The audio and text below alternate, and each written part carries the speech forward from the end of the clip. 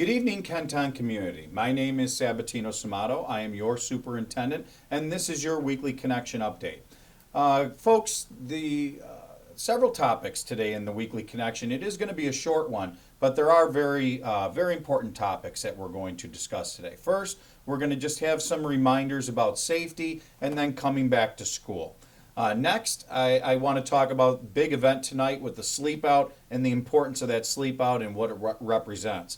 Also, a reminder about report cards. We're going to round off our evening this evening with something that we're going to do every Friday, and that's a recognition of very important African American figures throughout our history, with it being Black History Month, February. So we're going to have a tribute that way today, and then also we'll finish off with our recognition, our local recognition. So let's get started. First, with students being back, it's important that we really focus on safety. Now, folks, we've really talked about safety this entire time, and we've always talked about coronavirus safety, pandemic safety. Now, just to reiterate some of those, wearing a mask, it's non-negotiable. We've talked about how safe our schools are because schools have things that are consistent, non-negotiable, like wearing a mask. Another one that we have in Kenton that's required throughout our, not only our schools, but all schools, social distancing, ensuring social distancing as much as we possibly can. That's another consistent thing. Always hand washing, always making sure that we have sanitizers. All these things really contribute to why schools are so safe. But there's another thing, actually several things, that we really haven't spoken about lately that are regular school practices and safety measures that we should always be taking. And I really want people to focus on the safety, the security of pedestrian safety. Folks, in traveling around to our schools and looking how things are going throughout the district, some things that I always worry about are arrival and dismissal around our schools. So practicing pedestrian safety, be seen, see and be seen, I should say. Making sure students, we're not on the cell phones as we go through crosswalks, that we're actually stopping the old school, look both ways before you cross the street. For all of our people, whether they're our teachers, our parents, our administrators in cars, we're always looking for kids. Administrators, we're making announcements throughout the buildings. Families, you're talking to kiddos about making sure these extra safety precautions. Why am I bringing this up? Because we're in Buffalo winter, and we're getting a real taste of that winter now. And we can't forget the basics, going back to the basics of safety around all of our schools, and just making sure, not only in our schools, but to and from schools, using crosswalks, using sidewalks, staying visible, and making sure that traffic sees you at all times. So that's my safety push for today. Really talk to your friends about it, families. Really making sure that we're obeying those speed zone signs, making sure we're always looking for children, even if school's not in session, around schools, as schools are the center of our community, and just making sure we're doing everything that we can to be safe. Speaking of safety, it brings me to my next topic. I really want to encourage, I know that we still have VLA in our district, the Virtual Learning Academy. I want to really promote, encourage our families that are in VLA. We want you back. Anything that can happen to get you back to that hybrid learning, to that in-person learning. And folks, I know that we're in the pandemic. I know that there's nervous energy. And I know, and I'm not taking VLA away from families as an option. I don't want you to misread this. All I'm saying is we can see that our schools are safe.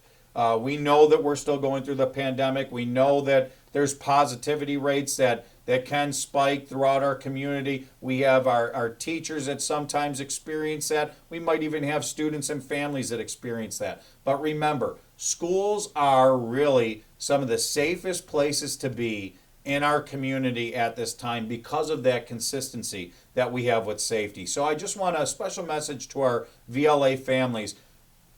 I would love to see you start coming more and more back, and you could do that anytime. Reach out to your principal, reach out to your school. It usually takes about a week to make that transition because we have to make sure that, in some circumstances, scheduling is aligned to it, definitely transportation, but really, we invite you back at all times. I want our VLA families to feel that they can come back at any time. Our next topic is a sleep out. We've been talking about this, the Jerry Star, the 34th annual ETC Jerry Star Sleep Out, really in recognition of giving back to those, especially those in need in Kenton. And a special thank you to Steve Ash. A really big thank you to our community. This year, there's only monetary donations.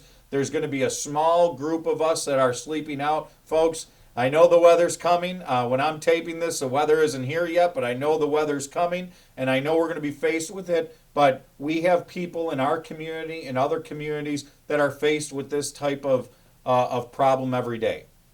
And that's what the Sleep Out represents, giving back. Making sure that we have that recognition, we stay conscious. We're very conscientious of really how blessed we are, and that also we should always be watching out for others in our community.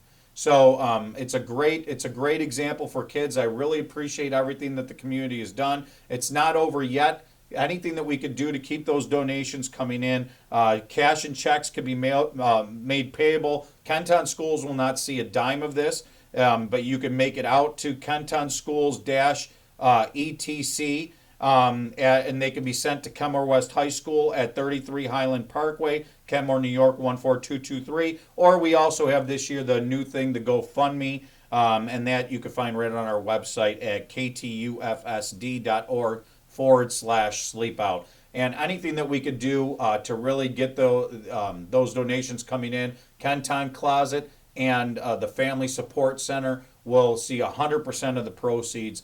And it's a great thing, to give. A life of service. That's what we really want to promote with our kiddos. Moving on to our next topic, report cards. Report cards are available in the parent portal beginning today. Now, students who had challenges with some subjects, including maybe failures or for the second quarter, we also mail that report card. But parents, please go onto that portal. You could see it directly. And of course, parents are always engaged with their child's education. Really sit down, have those conversations. We encourage those conversations with students and reach out to the school. If you have a struggling kiddo, these are tough times right now. We know that during regular times, families are working their tails off, teachers are working their tails off, administrators to really get kiddos on that academic trajectory of getting great grades. And we know that we see struggles. We know that. Working together will help our kids through those struggles. That's part of being a kid. That's part of me being a superintendent. That's part of me being a parent. I work with my kids to really push them. And our teachers are always working to push the students as well. So parents, make sure that you're really taking time to see those. That's the partnership, and we'll all work together to keep kids going in the right direction. Sometimes it's baby steps. Sometimes we may take giant steps. But the point is, we keep pushing. We always got to keep pushing. So really look at that. We're in third quarter already, folks. So we're making it together. We're persevering. But we got to keep on pushing with those academics. This next section is a new section, and it will be unique to this month.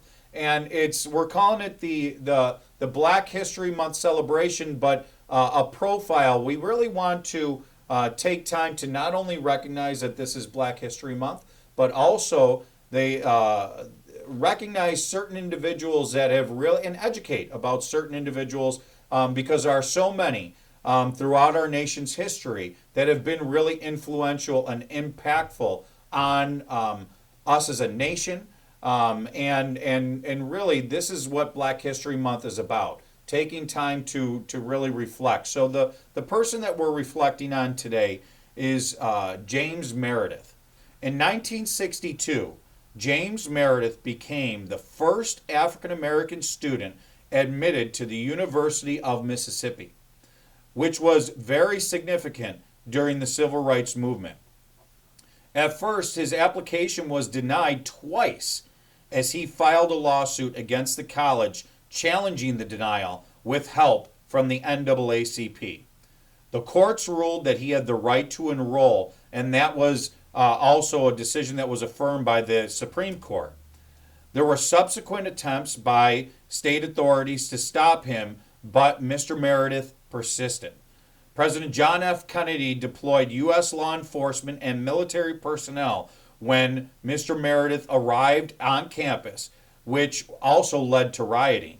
He faced harassment, but he graduated in 1963 and was that key in more African Americans enrolling in the university, and also a key figure in that civil rights movement.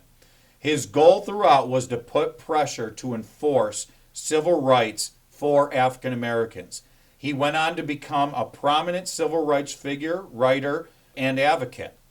Martin Luther King Jr., in his famous letter from Birmingham jail, called Meredith a hero of the civil rights movement. So, folks, why we share this today, I've already explained, and it's really a time that we continue to learn, educate our community, educate each other, and learn more the cultural awareness that we want to continue to promote in Kenton to learn about each other. So thank you very much for staying tuned and talking to your kiddos about the importance in our nation's history. And we're going to close off today with our recognition of Mr. Brett Banker. Brett Banker is I don't know how many people that are watching this really know Mr. Banker, but when you talk about Mr. Kenton and his dedication to the kiddos in Kenton, Mr. Banker is really the example, and he leads all of our coaches, and that example continues through our coaches, our phys ed department, our athletics, and it's really the true example, a very significant example of what we are in Kenton. Mr. Banker has served as the Director of Health, Physical Education, Recreation, and Athletics for 27 years, ladies and gentlemen.